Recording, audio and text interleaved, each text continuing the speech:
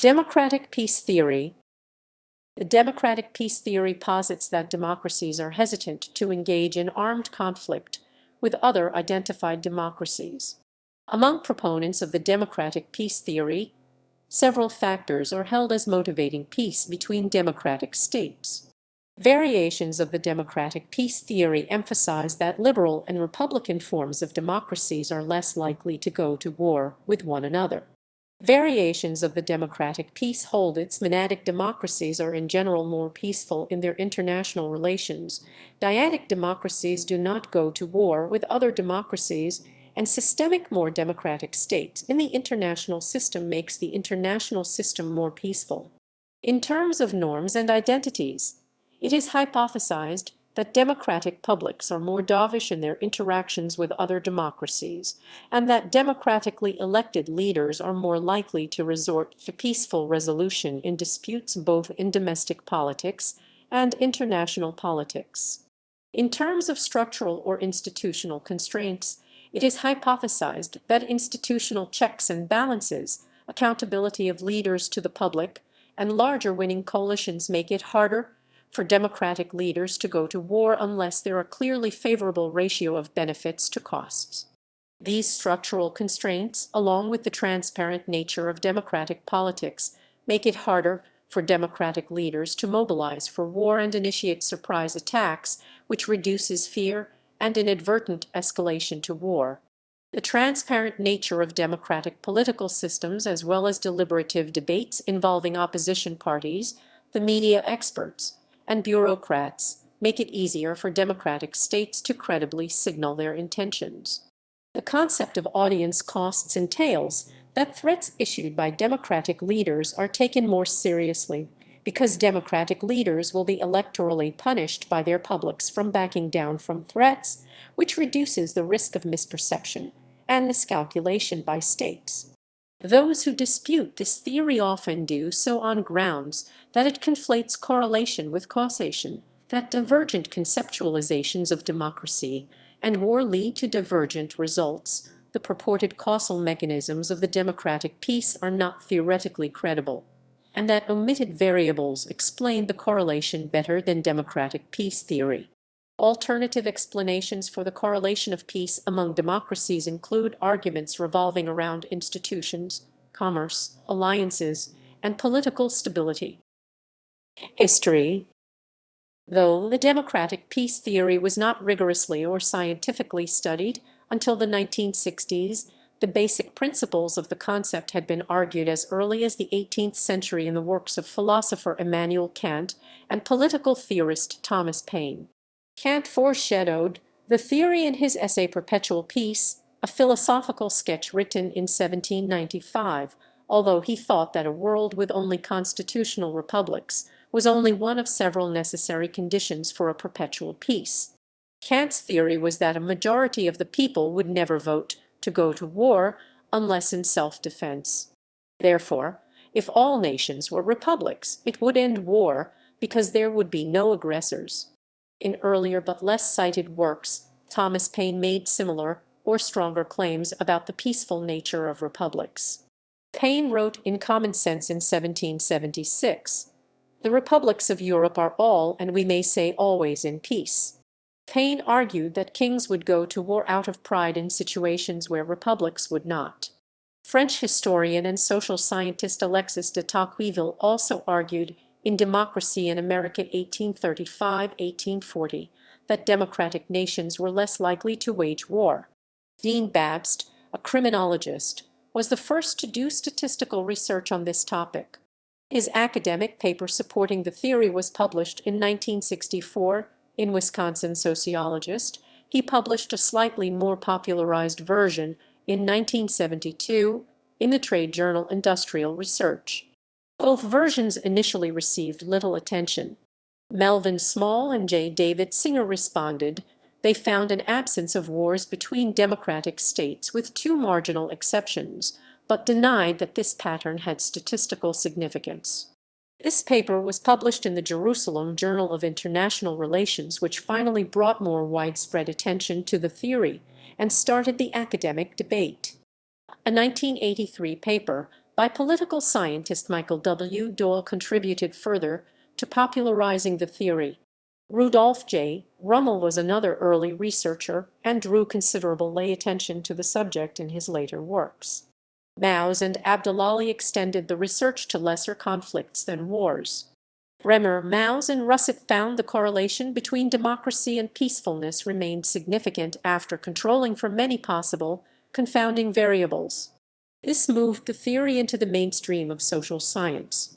Supporters of realism in international relations and others responded by raising many new objections. Other researchers attempted more systematic explanations of how democracy might cause peace and of how democracy might also affect other aspects of foreign relations, such as alliances and collaboration. There have been numerous further studies in the field since these pioneering works.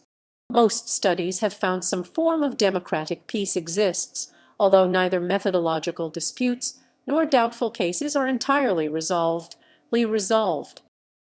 Definitions. Research on the democratic peace theory has to define democracy and peace, or, more often, war. Defining democracy.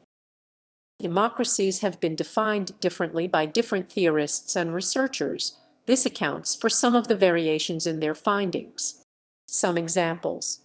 Small and Singer define democracy as a nation that one holds periodic elections in which the opposition parties are as free to run as government parties, 2 allows at least 10% of the adult population to vote, and 3 has a parliament that either controls or enjoys parity with the executive branch of the government. Doyle requires 1, that liberal regimes have market or private property economics, 2, they have policies that are internally sovereign, 3, they have citizens with juridical rights, and 4, they have representative governments. Either 30% of the adult males were able to vote, or it was possible for every man to acquire voting rights as by attaining enough property. He allows greater power to hereditary monarchs than other researchers. For example, he counts the rule of Louis Philippe of France as a liberal regime. Ray requires that at least 50% of the adult population is allowed to vote and that there has been at least one peaceful, constitutional transfer of executive power from one independent political party to another by means of an election.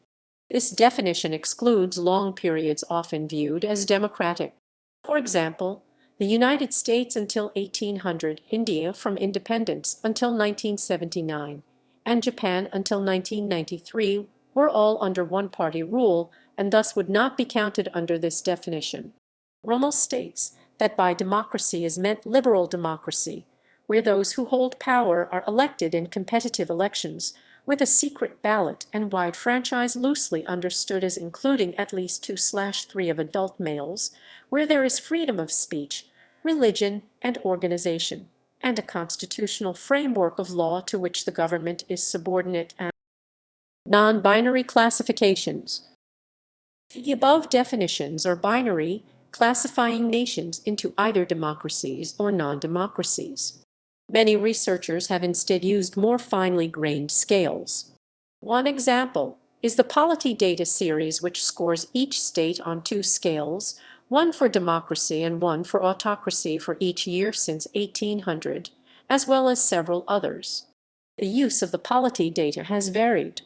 Some researchers have done correlations between the democracy scale and belligerence, others have treated it as a binary classification by as its maker does, calling all states with a high democracy score and a low autocracy score democracies, yet others have used the difference of the 2 scores, sometimes again making this into a binary classification. Young democracies. Several researchers have observed that many of the possible exceptions to the democratic peace have occurred when at least one of the involved democracies was very young. Many of them have therefore added a qualifier, typically stating that the peacefulness applied to democracies older than 3 years. Rummel argues that this is enough time for democratic procedures to be accepted and democratic culture to settle in. Additionally, this may allow for other states to actually come to the recognition of the state as a democracy. Mansfield and Snyder, while agreeing that there have been no wars between mature liberal democracies, state that countries in transition to democracy are especially likely to be involved in wars. They find that democratizing countries are even more warlike than stable democracies, stable autocracies, or even countries in transition towards autocracy. So, they suggest caution in eliminating these wars from the analysis, because this might hide a negative aspect of the process of democratization.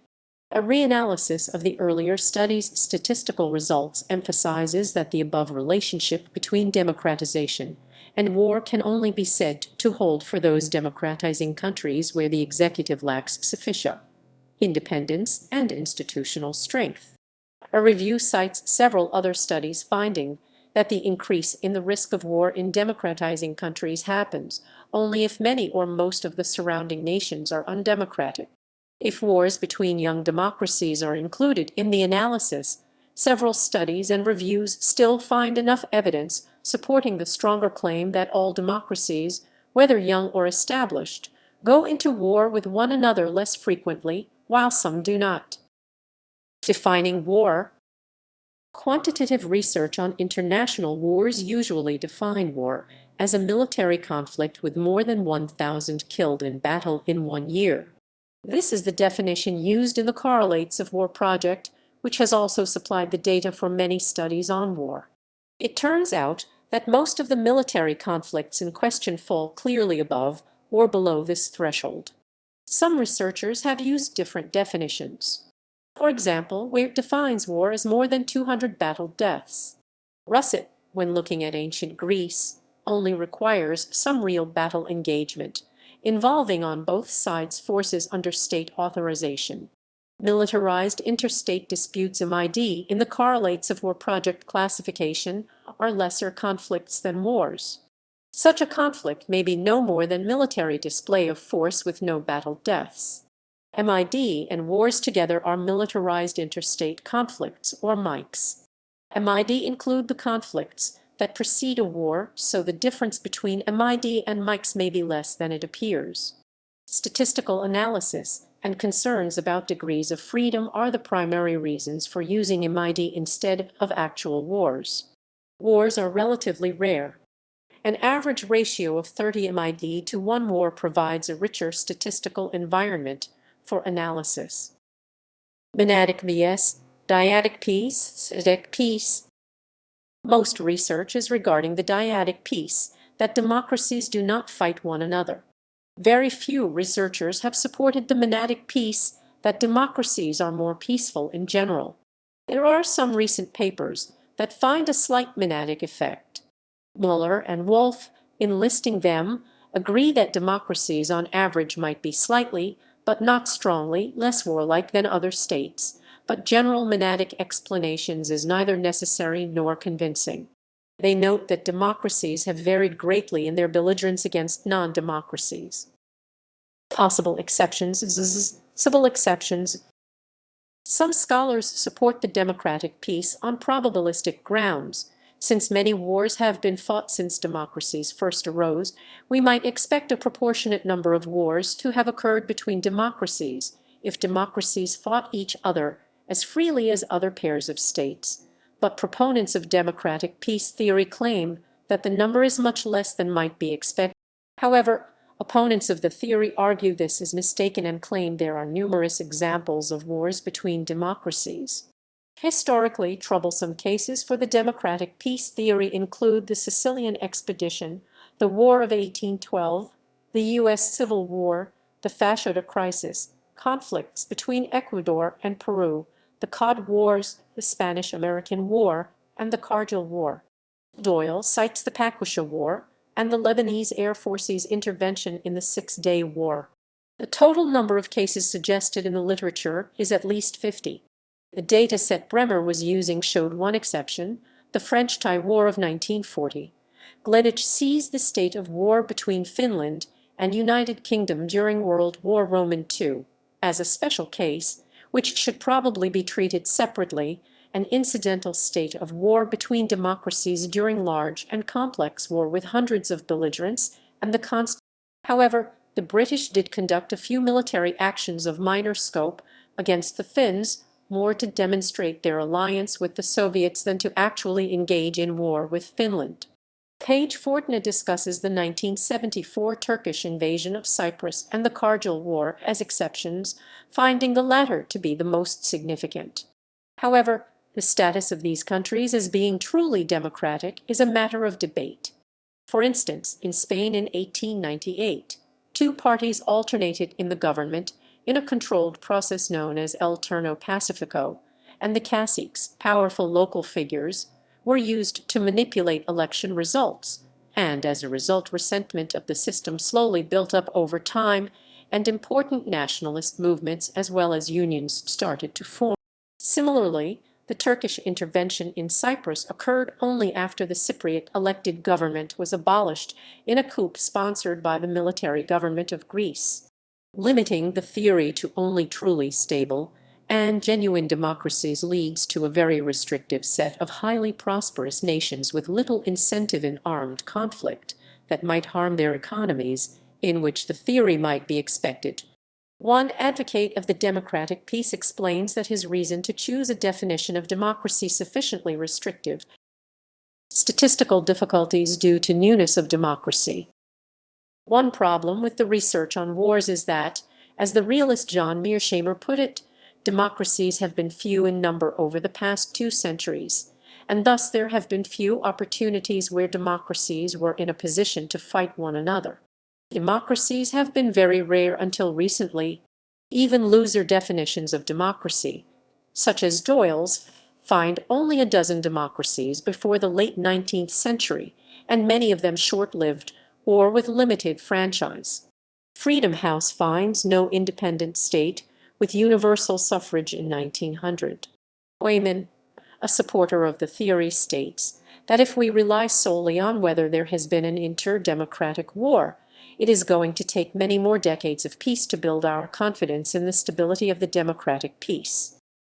Studying lesser conflicts. Many researchers have reacted to this limitation by studying lesser conflicts instead, since they have been far more common. There have been many more MID than wars. The Correlates of War project counts several thousand during the last few centuries. A review lists many studies that have reported that democratic pairs of states are less likely to be involved in MID than other pairs of states. Another study finds that after both states have become democratic, there is a decreasing probability for MID within a year, and this decreases almost to zero within 5 years. When examining the interliberal MID in more detail, one study finds that they are less likely to involve third parties, and that the target of the hostility is less likely to reciprocate. If the target reciprocates, the response is usually proportional to the provocation, and the disputes are less likely to cause any loss of life. The most common action was seizure of material or personnel. Studies find that the probability that disputes between states will be resolved peacefully is positively affected by the degree of democracy exhibited by the lesser democratic state involved in that dispute. Disputes between democratic states are significantly shorter than disputes involving at least one undemocratic state. Democratic states are more likely to be amenable to third-party mediation when they are involved in disputes with each other. In international crises that include the threat or use of military force, one study finds that if the parties are democracies, then relative military strength has no effect on who wins. This is different from when non-democracies are involved. These results are the same also if the conflicting parties are formal allies. Similarly, a study of the behavior of states that joined ongoing militarized disputes reports that power is important only to autocracies. Democracies do not seem to base their alignment on the power of the sides in the dispute. Conflict initiation. According to a 2017 review study, there is enough evidence to conclude that democracy does cause peace at least between democracies, that the observed correlation between democracy and peace is not spurious. Most studies have looked only at who is involved in the conflicts and ignored the question of who initiated the conflict. In many conflicts, both sides argue that the other side was initiator.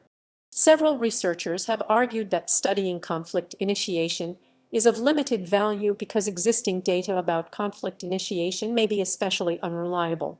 Even so, several studies have examined this. Reitner and Stam argue that autocracies initiate conflicts against democracies more frequently than democracies do against autocracies. Queckenbush and Ruddy, while confirming Reiter and Stam's results, find that democracies initiate wars against non-democracies more frequently than non-democracies do to each other. Several following studies have studied how different types of autocracies with different institutions vary regarding conflict initiation. Personalistic and military dictatorships may be particularly prone to conflict initiation as compared to other types of autocracy such as one-party states, but also more likely to be targeted in a war having other initiators. One 2017 study found that democracies are no less likely to settle border disputes peacefully than non-democracies. Internal violence and genocide. Genocide. Most of this article discusses research on relations between states.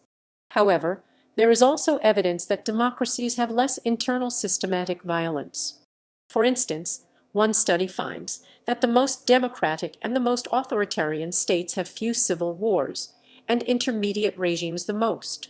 The probability for a civil war is also increased by political change, regardless whether toward greater democracy or greater autocracy. Intermediate regimes continue to be the most prone to civil war, regardless of the time since the political change. In the long run, since intermediate regimes are less stable than autocracies, which in turn are less stable than democracies, durable democracy is the most probable endpoint of the process of democratization. A Beatty's study finds that the most democratic nations have the least terrorism. Hart finds that genocide and politicide are rare in democracies. Rummel finds that the more democratic a regime, the less its democide. He finds that democide has killed 6 times as many people as battles.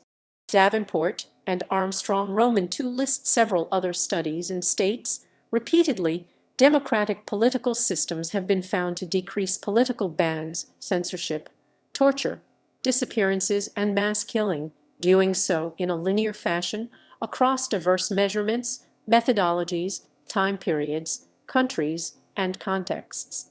It concludes, across measures and methodological techniques, it is found that below a certain level, democracy has no impact on human rights violations, but above this level democracy influences repression in a negative and roughly linear manner. They also state that 30 years' worth of statistical research has revealed that only 2 variables decrease human rights violations: political democracy and economic development. Obuloff and Goldman and a caveat, focusing on the contemporary Middle East and North Africa MENA. Statistically, a MENA democracy makes a country more prone to both the onset and incidence of civil war, and the more democratic a MENA state is, the more likely it is to experience violent intrastate strife. Moreover, anocracies do not seem to be predisposed to civil war, either worldwide or in MENA. Looking for causality beyond correlation, they suggest that democracy's pacifying effect is partly mediated through societal subscription to self-determination and popular sovereignty.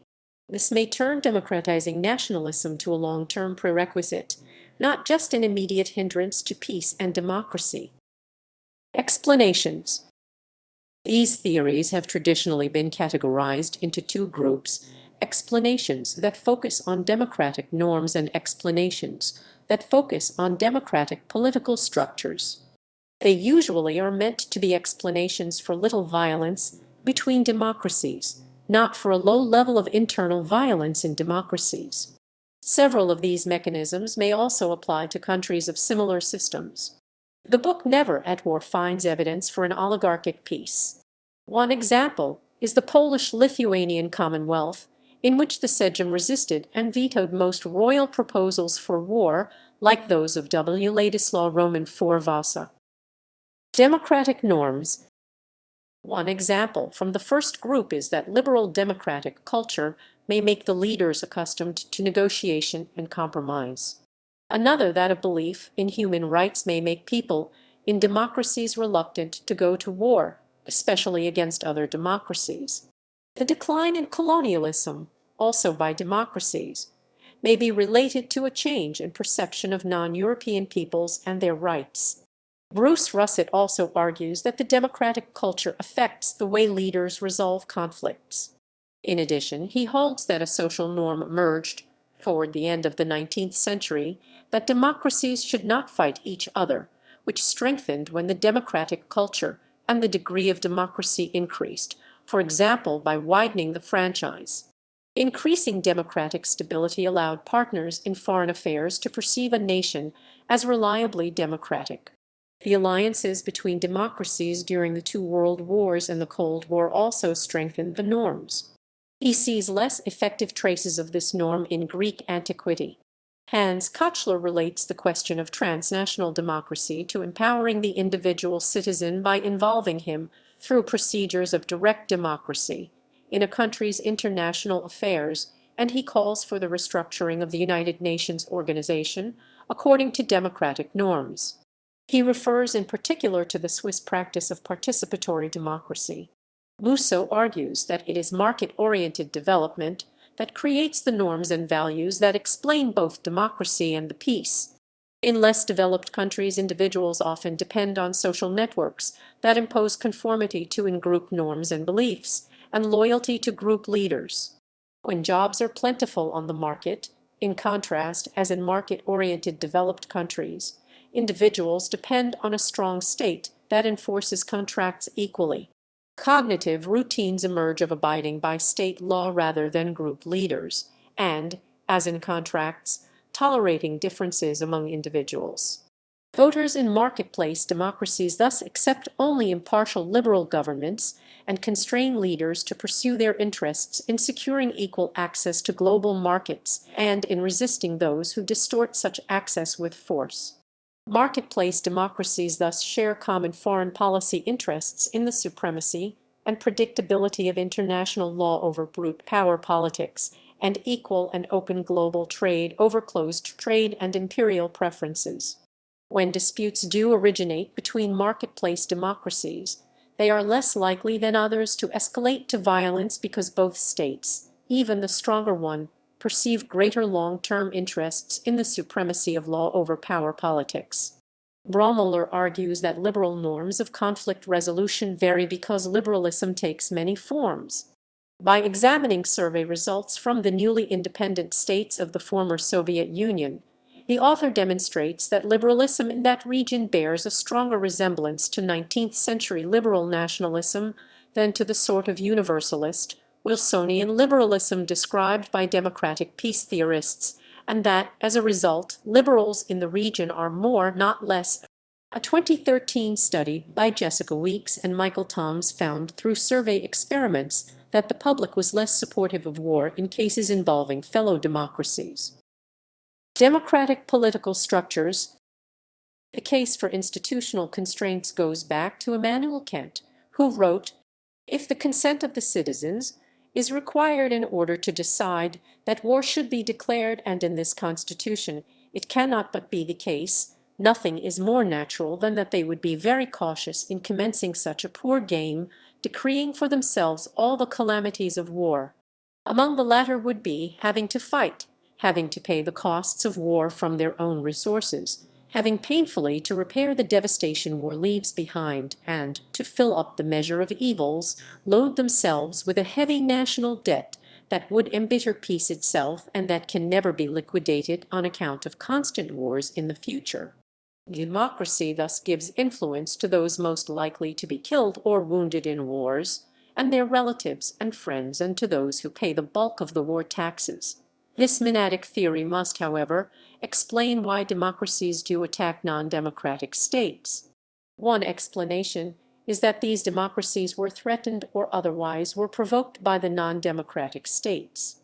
Doyle argued that the absence of a monadic peace is only to be expected. The same ideologies that cause liberal states to be at peace with each other inspire idealistic wars with the illiberal. Doyle also notes liberal states do conduct covert operations against each other. The covert nature of the operation, however, prevents the publicity otherwise characteristic of a free state from applying to the question. Studies show that democratic states are more likely than autocratic states to win the wars. One explanation is that democracies, for internal political and economic reasons, have greater resources. This might mean that democratic leaders are unlikely to select other democratic states as targets because they perceive them to be particularly formidable opponents. One study finds that interstate wars have important impacts on the fate of political regimes, and that the probability that a political leader will fall from power in the wake of a lost war is particularly high in democratic states. As described by Jelpe and Griesdorf, several studies have argued that liberal leaders face institutionalized constraints that impede their capacity to mobilize the state's resources for war without the consent of a broad spectrum of interests. Survey results that compare the attitudes of citizens and elites in the Soviet successor states are consistent with this argument.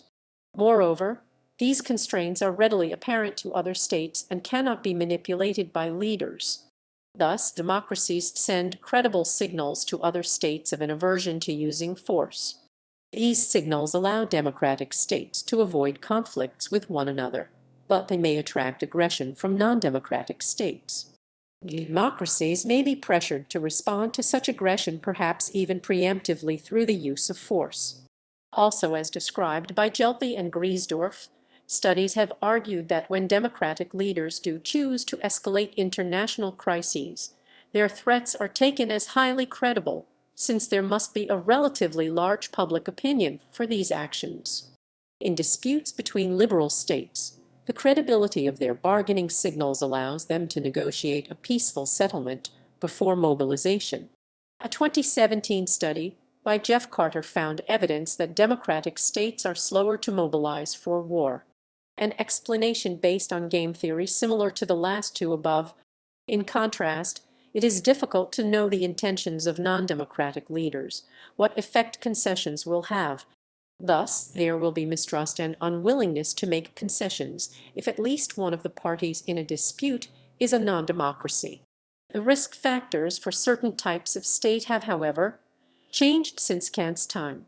In the quote above, Kant points to the lack of popular support for war first, that the populace will directly or indirectly suffer in the event of war as a reason why republics will not tend to go to war. The number of American troops killed or maimed versus the number of Iraqi soldiers and civilians maimed and killed in the American-Iraqi conflict is indicative. This may explain the relatively great willingness of democratic states to attack weak opponents. The Iraq War was, initially at least, highly popular in the United States. The case of the Vietnam War might, nonetheless, indicate a tipping point where publics may no longer accept continuing attrition of their soldiers even while remaining relatively indifferent to the much higher loss of life on the part of the populations attacked. Coleman uses economic cost-benefit analysis to reach conclusions similar to Kant's. Coleman examines the polar cases of autocracy and liberal democracy. In both cases, the costs of war are assumed to be borne by the people. In autocracy, the autocrat receives the entire benefits of war, while in a liberal democracy the benefits are dispersed among the people. Since the net benefit to an autocrat exceeds the net benefit to a citizen of a liberal democracy, the autocrat is more likely to go to war. The disparity of benefits and costs can be so high that an autocrat can launch a welfare-destroying war when his net benefit exceeds the total cost of war. Contrarily, the net benefit of the same war to an individual in a liberal democracy can be negative so that he would not choose to go to war. This disincentive to war is increased between liberal democracies through their establishment of linkages, political and economic, that further raise the costs of war between them.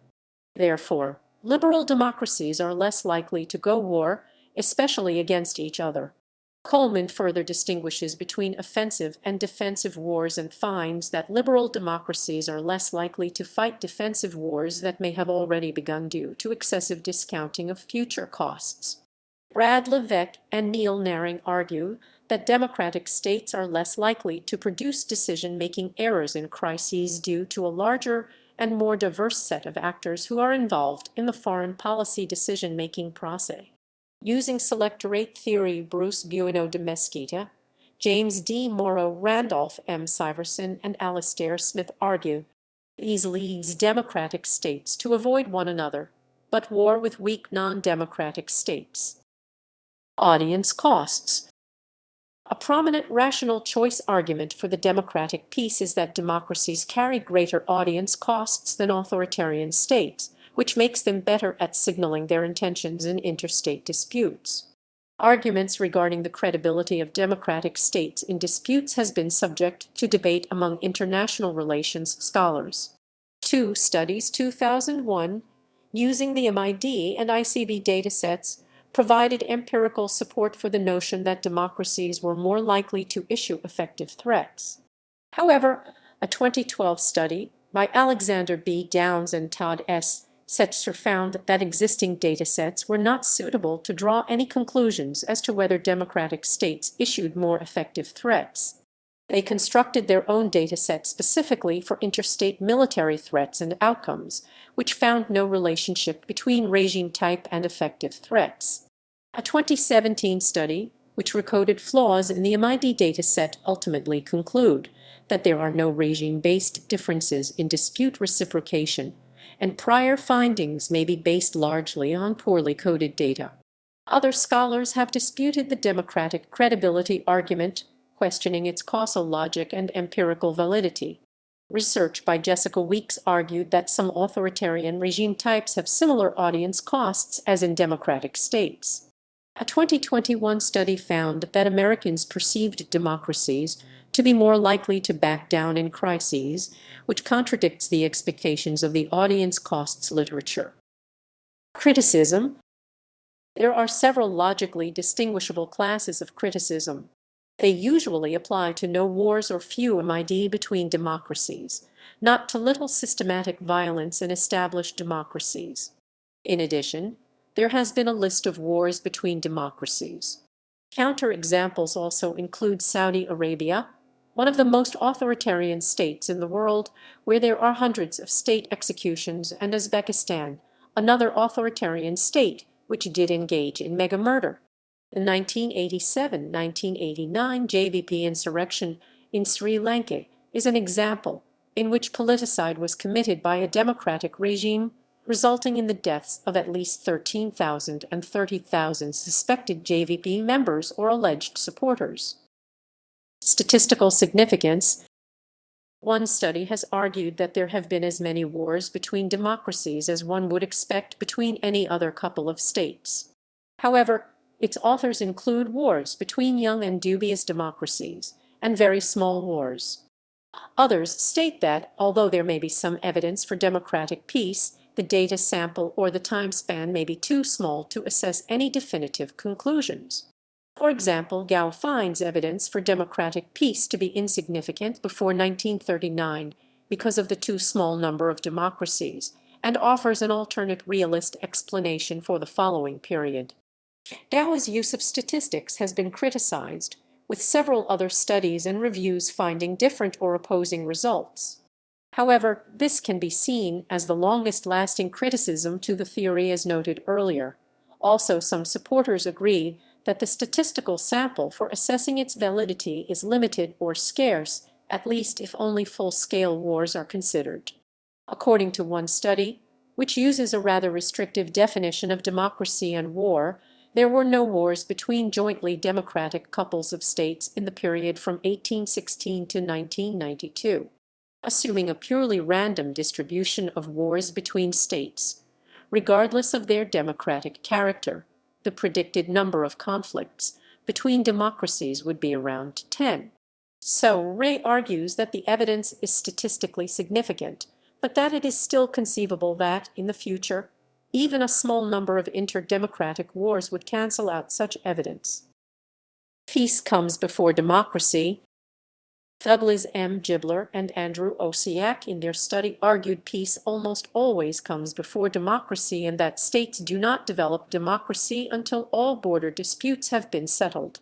These studies indicate that there is strong evidence that peace causes democracy, but little evidence that democracy causes peace.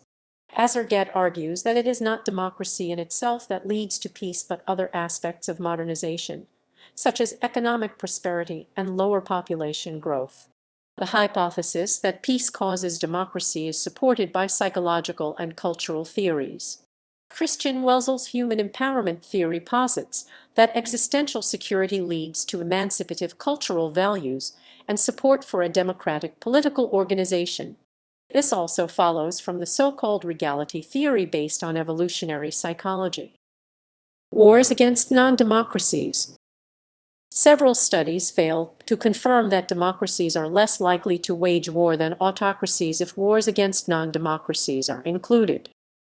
Signaling. The notion that democracies can signal intentions more credibly has been disputed. Definitions, methodology, and dated.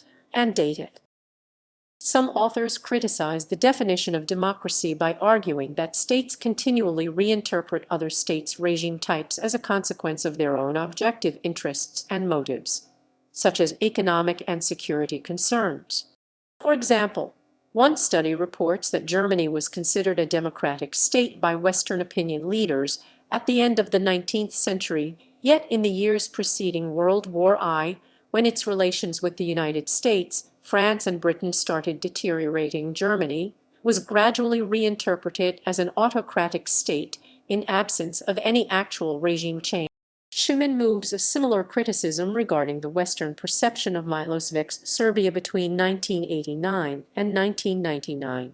Rummel replies to this criticism by stating that, in general, studies on democratic peace do not focus on other countries' perceptions of democracy, and in the specific case of Serbia, by arguing that the limited credit accorded by Western democracies to Milosevic in the early 1990s did not amount to a recognition of democracy, but only to.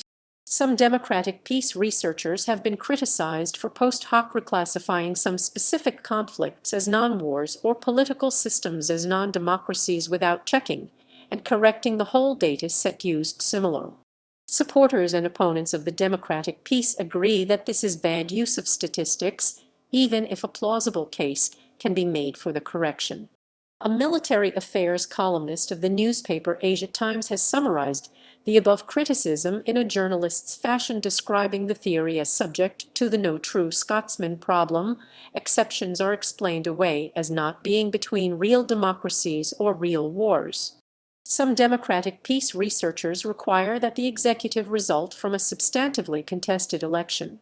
This may be a restrictive definition. For example, the National Archives of the United States notes that for all intents and purposes, George Washington was unopposed for election as president, both in 1789 and 1792. Under the original provisions for the Electoral College, there was no distinction between votes for president and vice president. Each elector was required to vote for two distinct candidates, with the runner-up to be vice president. Every elector cast one of his votes for Washington. John Adams received a majority of the other votes. There were several other candidates, so the Spiro made several other criticisms of the statistical methods used. Russet and a series of papers described by Ray responded to this, for example, with different methodology. Sometimes the datasets used have also been criticized. For example, some authors have criticized the correlates of war data for not including civilian deaths in the battle deaths count, especially in civil wars. Cohen and Weeks argue that most fishing disputes, which include no deaths and generally very limited threats of violence, should be excluded even from the list of military disputes. Ledich made several criticisms to the correlates of war data set and produced a revised set of data. Mouse and Russet made several criticisms to the Polity I and Roman II data sets, which have mostly been addressed in later versions. These criticisms are generally considered minor issues. The most comprehensive critique points out that democracy is rarely defined, never refers to substantive democracy, is unclear about causation, has been refuted in more than 100 studies, fails to account for some 200 deviant cases, and has been promoted ideologically to justify one country seeking to expand democracy abroad. Most studies treat the complex concept of democracy as a bivariate variable rather than attempting to dimensionalize the concept. Studies also fail to take into account the fact that there are dozens of types of democracy, so the results are meaningless unless articulated to a particular type of democracy or claimed to be true for all types, such as consociational or economic democracy, with disparate datasets. Microfoundations. Recent work into the democratic norms explanations shows that the microfoundations on which this explanation rests do not find empirical support. Within most earlier studies, the presence of liberal norms in democratic societies and their subsequent influence on the willingness to wage war was merely assumed, never measured. Moreover, it was never investigated whether or not these norms are absent within other regime types. Two recent studies measured the presence of liberal norms and investigated the assumed effect of these norms on the willingness to wage war. The results of both studies show that liberal democratic norms are not only present within liberal democracies, but also within other regime types. Moreover, these norms show are not of influence on the willingness to attack another state during an interstate conflict at the brink of war. Sebastian Risotto argues that democratic peace theory makes several false assumptions. Firstly, it assumes that democratic populaces will react negatively to the costs of war upon them. However, in modern wars, casualties tend to be fairly low and soldiers are largely volunteers, meaning they accept the risks of fighting, so their families and friends, whom the cost of their death falls on heaviest, are less likely to criticize the government than the families and friends of conscripted soldiers. Secondly, democratic peace theory ignores the role of nationalism. Democratic populaces are just as likely to be influenced by nationalist sentiment as anyway else, and if a democratic populace believes that a war is necessary for their nation, the populace will support it. Lastly, democratic leaders are as likely to guide public opinion as they are to follow it. Democratic leaders are often aware of the power of nationalist sentiment and thus seek to encourage it when it comes to war, arguing that war is necessary. Democratic leaders may even have an advantage over authoritarians in this regard, as they can be seen as more legitimately representative. Risotto argues that this does not just apply to wars of defense, but also aggression. Democratic populaces can be roused by nationalist feelings to support aggressive wars if they are seen as in the national interest. Risotto also argues that authoritarian leaders have a reduced incentive to go to war because civilian control over the military is less guaranteed in autocracies. There is always the risk the military could subvert civilian leadership, and war which results in defeat could swiftly result in a coup. Even military dictators run the risk of internal dissent within the armed forces. Autocratic leaders in general also risk unleashing political and social turmoil that could destroy them if go to war. Conversely, bellicose democratic leaders can rely on the acknowledgement of the legitimacy of the democratic process, as pacifist actors in democracies will need to respect the legitimacy of a democratically elected government. If pro-war groups can capture the organs of the state in a democracy legitimately, then anti-war groups will have little means of opposing them outside of extra-constitutional means, which would likely backfire and cause the anti-war groups to lose legitimacy. A 2017 study found that public opinion in China showed the same reluctance in going to war as publics in democratic states, which suggests that publics in democratic states are not generally more opposed to war than publics in authoritarian states. Limited consequences.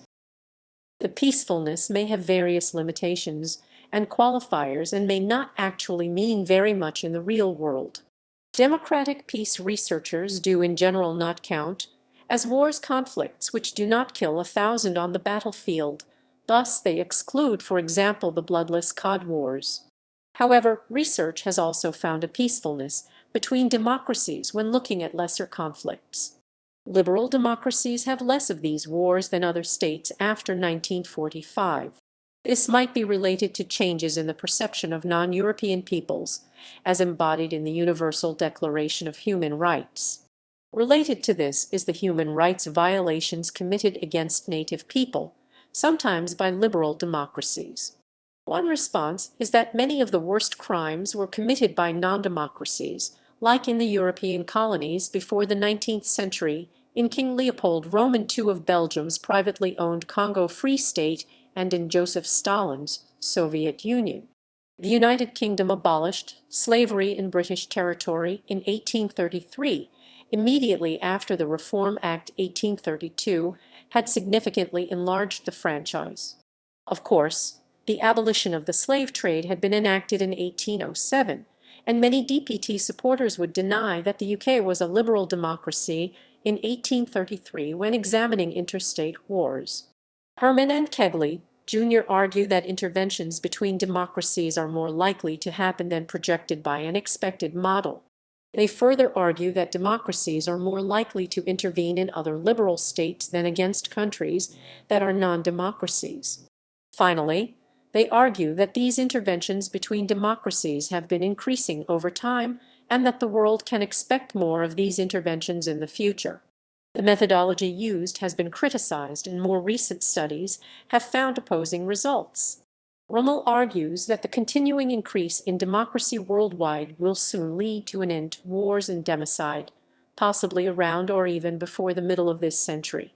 The fall of communism and the increase in the number of democratic states were accompanied by a sudden and dramatic decline in total warfare, interstate wars, ethnic wars, revolutionary wars, and the number of refugees and displaced persons.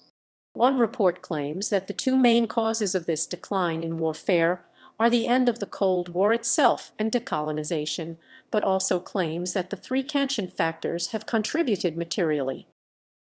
Historical periods. Economic historians Joel Maka and Hans Joachim Voth argue that democratic states may have been more vulnerable to conquest because the rulers in those states were too heavily constrained. Absolutist rulers in other states could, however, operate more effectively. Covert operations. Information manipulation. Shane Kaufman argues that the lead up to the Iraq War demonstrates that constraints on war in democracies may hinge on whether democratic governments can control and manipulate information and suppress intelligence findings that run counter to administration rhetoric, as well as whether there is a strong opposition party and powerful media. Academic relevance and derived studies. Democratic peace theory is a well-established research field with more than 100 authors having published articles about it. Several peer-reviewed studies mention in their introduction that most researchers accept the theory as an empirical fact. According to a 2021 study by Kasukamai and James Lowe, overturning the negative association between democracy and conflict would require a confounder that is 47 times more prevalent in democratic dyads than in other dyads. To put this number in context, the relationship between democracy and peace is at least 5 times as robust as that between smoke. In contrast, the supporters of the degenerative program do not make important new empirical discoveries, but instead mostly apply adjustments to their theory in order to defend it from competitors. Some researchers argue that democratic peace theory is now the progressive program in international relations.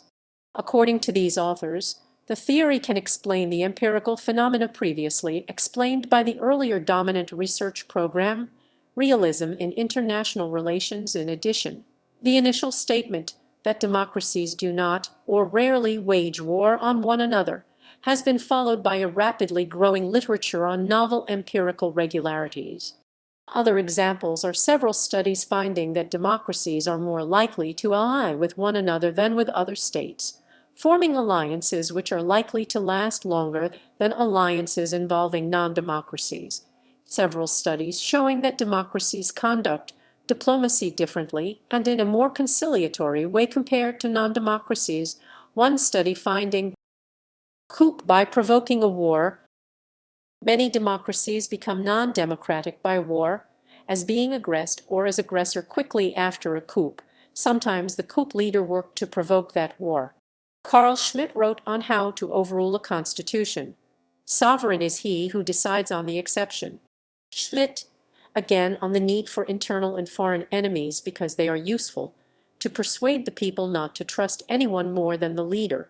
As long as the state is a political entity, this requirement for internal peace compels it in critical situations to decide also upon the domestic enemy. Every state provides, therefore, some kind of formula for the whatever opposition will be pictured and intended as the actual foreign enemy's puppet. Other explanations. Political similarity. One general criticism motivating research of different explanations is that actually the theory cannot claim that democracy causes peace, because the evidence for democracies being, in general, more peaceful is very slight or non-existent. It only can support the claim that joint democracy causes peace. According to Risotto, this casts doubts on whether democracy is actually the cause because, if so, a monadic effect would be expected. Perhaps the simplest explanation to such perceived anomaly, but not the one the realist Risotto prefers, see the section on realist explanations below, is that democracies are not peaceful to each other because they are democratic, but rather because they are similar. This line of thought started with several independent observations of an autocratic peace effect, a reduced probability of war. Obviously, no author claims its absence between states which are both non-democratic, or both highly so.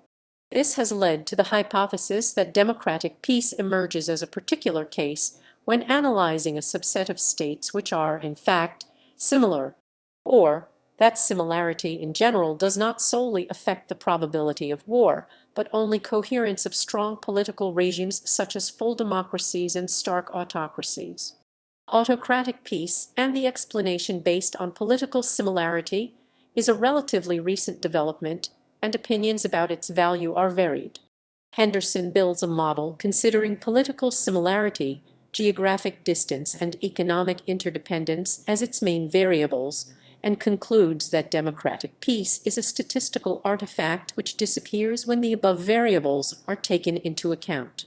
Werner finds a conflict-reducing effect from political similarity in general, but with democratic dyads being particularly peaceful, and noting some differences in behavior between democratic and autocratic dyads with respect to alliances and power evaluation. Beck, King, and Zeng use neural networks to show two distinct low-probability zones corresponding to high democracy and high autocracy. Peterson uses a different statistical model and finds that autocratic peace is not statistically significant, and that the effect attributed to similarity is mostly driven by the pacifying effect of joint democracy. Ray similarly disputes the weight of the argument on logical grounds, claiming that statistical analysis on political similarity uses a main variable which is an extension of joint democracy by linguistic redefinition, and so it is expected that the war-reducing effects are carried on in the new analysis. Bennett builds a direct statistical model based on a triadic classification of states into democratic, autocratic, and mixed.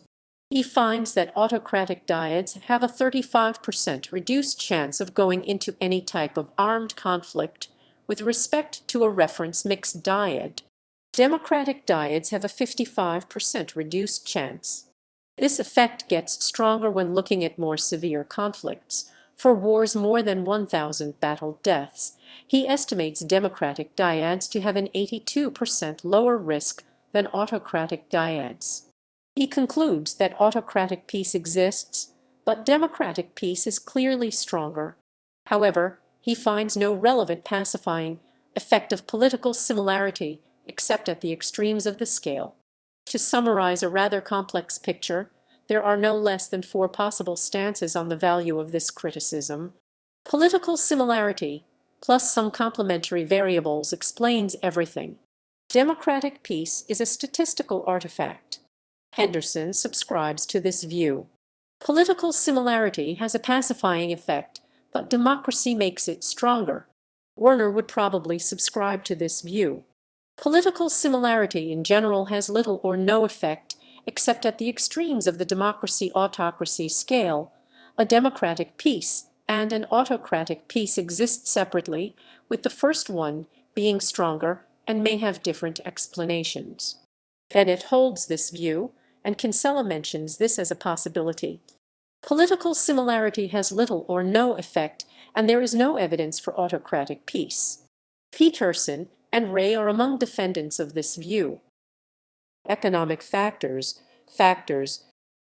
The capitalist peace, or capitalist peace theory, posits that according to a given criteria for economic development capitalism, developed economies have not engaged in war with each other and rarely enter into low-level disputes. These theories have been proposed as an explanation for the democratic peace by accounting for both democracy and the peace among democratic nations.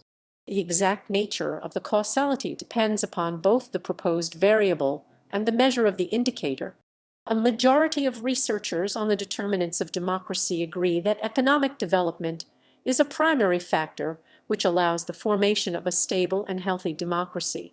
Thus, some researchers have argued that economic development also plays a factor in the establishment of peace. Musso argues that a culture of contracting in advanced market-oriented economies may cause both democracy and peace.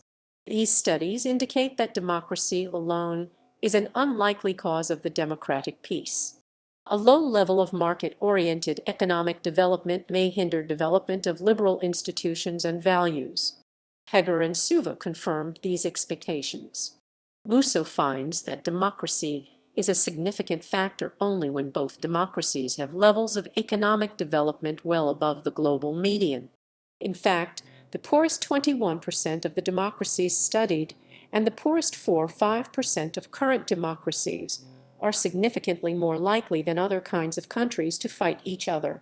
Musso, Heger, and Wunnel confirm that if at least one of the democracies involved has a very low level of economic development, democracy is ineffective in preventing war. However, they find that when also controlling for trade, 91% of all the democratic pairs had high enough development for the pacifying effect of democracy to be important during the 1885–1990. The difference in results of these two studies may be due to sampling. Musso's 2005 study observed only neighboring states, where poor countries actually can fight each other.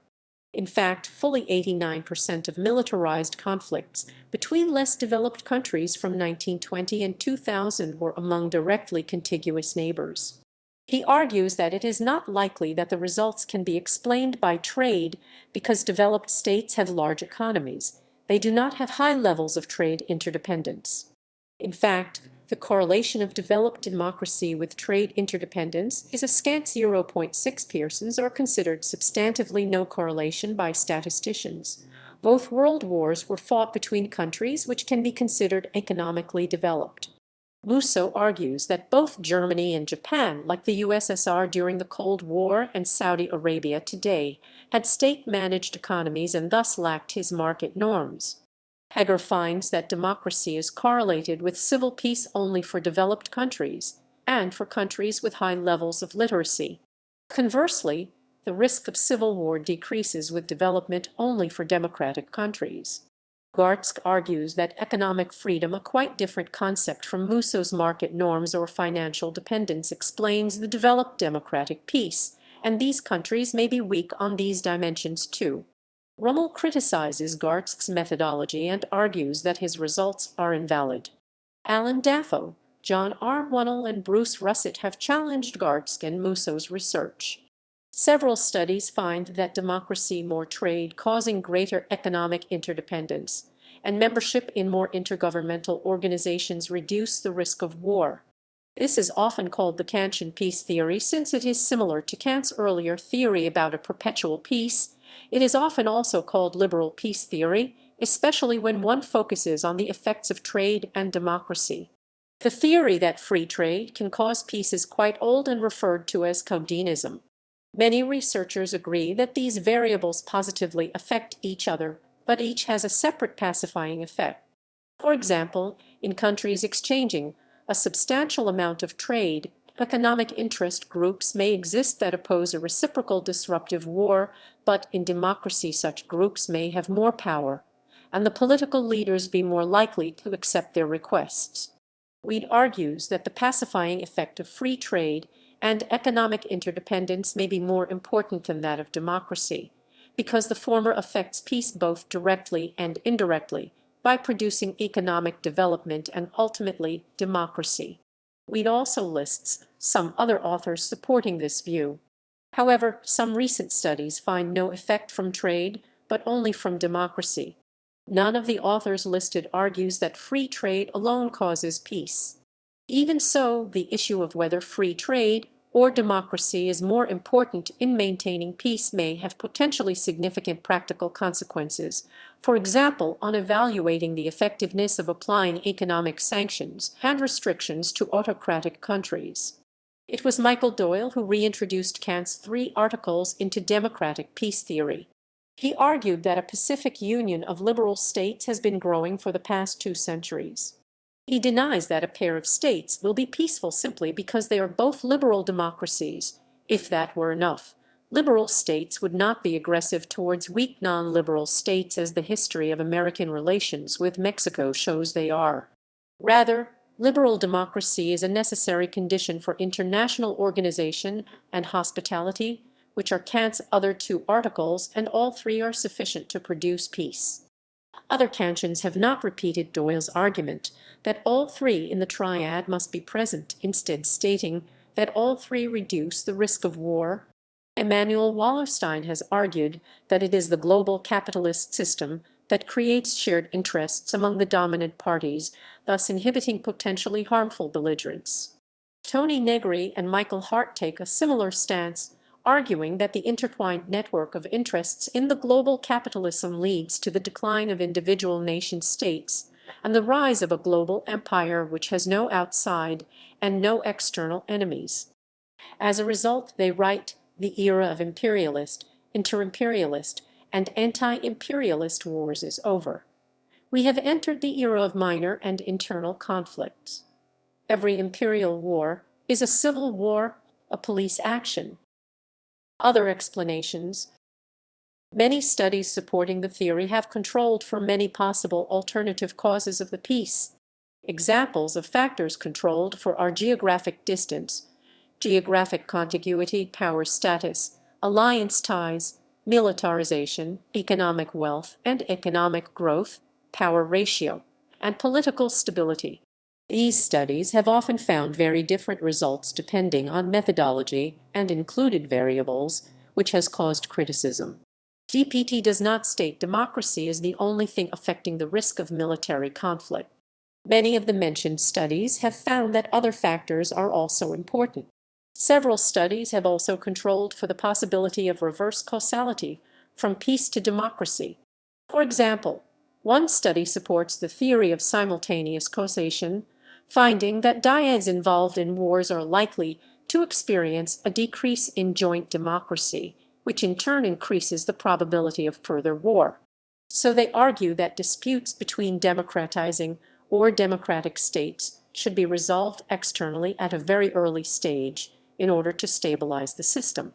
Another study finds that peace does not spread democracy, but spreading democracy is likely to spread peace. A different kind of reverse causation lies in the suggestion that impending war could destroy or decrease democracy, because the preparation for war might include political restrictions, which may be the cause for the findings of democratic peace. However, this hypothesis has been statistically tested in a study whose authors find, depending on the definition of the pre-war period, no such effect or a very slight one. So, they find this explanation unlikely. This explanation would predict a monadic effect, although weaker than the dyadic one, where it argues that the peacefulness appears and disappears rapidly when democracy appears and disappears. This, in his view, makes it unlikely that variables that change more slowly are the explanation. Weird, however, has been criticized for not offering any quantitative analysis supporting his claims. Wars tend very strongly to be between neighboring states. Gleditch showed that the average distance between democracies is about 8,000 miles, the same as the average distance between all states. He believes that the effective distance in preventing war, modified by the democratic peace, explains the incidence of war as fully as it can be explained. A 2020 study in International Organization found that it was not democracy per se that reduces the prospects for conflict, but whether women's suffrage was ensured. The study argued women's more pacific preferences generate a dyadic democratic peace, i.e., between democracies, as well as a monadic peace. Realist explanations. Supporters of realism in international relations in general argue that not democracy or its absence, but considerations and evaluations of power cause peace or war. Specifically, many realist critics claim that the effect ascribed to democratic or liberal peace is in fact due to alliance ties between democratic states, which in turn are caused, one way or another, by realist factors. For example, Farber and Gout find evidence for peace between democracies to be statistically significant only in the period from 1945 on, and consider such peace an artifact of the Cold War, when the threat from the communist states forced democracies to ally with one another. Mearsheimer offers a similar analysis of the Anglo-American peace before 1945 caused by the German threat. Spiro finds several instances of wars between democracies, arguing that evidence in favor of the theory might be not so vast as other authors report, and claims that the remaining evidence consists of peace between allied states with shared objectives. He acknowledges that democratic states might have a somewhat greater tendency to ally with one another, and regards this as the only real effect of democratic peace. Rossato argues that most of the significant evidence for democratic peace has been observed after World War II, and that it has happened within a broad alliance, which can be identified with NATO and its satellite nations, imposed and maintained by American dominance as part of Pax Americana. One of the main points in Rossato's argument is that, although never engaged in open war with another liberal democracy during the Cold War, the United States intervened openly or covertly in the political affairs of democratic states several times, for example in the Chilean coup of 1973, the Operation Ajax 1953 coup in Iran. The most direct counter-arguments to such criticisms have been studies finding peace between democracies to be significant even when controlling for common interests as reflected in alliance ties. Regarding specific issues, Ray objects that explanations based on the Cold War should predict that the communist bloc would be at peace within itself also, but exceptions include the Soviet invasion of Afghanistan, the Cambodian-Vietnamese War, and the Sino-Vietnamese War. Ray also argues that the external threat did not prevent conflicts in the Western Bloc when at least one of the involved states was a non-democracy, such as the Turkish invasion of Cyprus against Greek junta-supported Cypriot Greeks, the Falklands War, and the Football War. Also, one study notes that the explanation goes increasingly stale as the post-Cold War world accumulates an increasing number of peaceful dyad years between democracies. Rossato's argument about American dominance has also been criticized for not giving supporting statistical evidence. Some realist authors also criticize in detail the explanations first by supporters of democratic peace, pointing to supposed inconsistencies or weaknesses. Rossato criticizes most explanations to how democracy might cause peace. Arguments based on normative constraints, he argues, are not consistent with the fact that democracies do go to war no less than other states, thus violating norms preventing war. For the same reason, he refutes arguments based on the importance of public opinion. Regarding explanations based on greater accountability of leaders, he finds that historically autocratic leaders have been removed or punished more often than democratic leaders when they get involved in costly wars. Finally, he also criticizes the arguments that democracies treat each other with trust and respect even during crises, and that democracy might be slow to mobilize its composite and diverse groups and opinions, hindering the start of a war, drawing support from other authors. Another realist, Lane, analyzes the crises and brinkmanship that took place between non-allied democratic great powers during the relatively brief period when such existed. He finds no evidence either of institutional or cultural constraints against war. Indeed, there was popular sentiment in favor of war on both sides. Instead, in all cases, one side concluded that it could not afford to risk that war at that time and made the necessary concessions. Risotto's objections have been criticized for claimed logical and methodological errors and for being contradicted by existing statistical research. Russet replies to Lane by re-examining some of the crises studied in his article and reaching different conclusions. Russet argues that perceptions of democracy prevented escalation or played a major role in doing so. Also, a recent study finds that, while in general the outcome of international disputes is highly influenced by the contender's relative military strength, this is not true if both contenders are democratic states. In this case, the authors find the outcome of the crisis to be independent of the military capabilities of contenders, which is contrary to realist expectations. Finally, both the realist criticisms here described ignore new possible explanations, like the game theoretic one discussed below. Nuclear deterrent. A different kind of realist criticism stresses the role of nuclear weapons in maintaining peace. In realist terms, this means that, in the case of disputes between nuclear powers, respective evaluation of power might be irrelevant because of mutual assured destruction, preventing both sides from foreseeing what could be reasonably called a victory.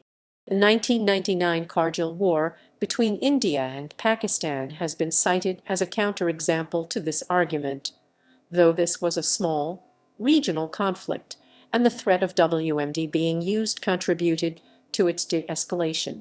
Some supporters of the democratic peace do not deny that realist factors are also important. Research supporting the theory has also shown that factors such as alliance ties and major power status influence interstate conflict behavior. Influence.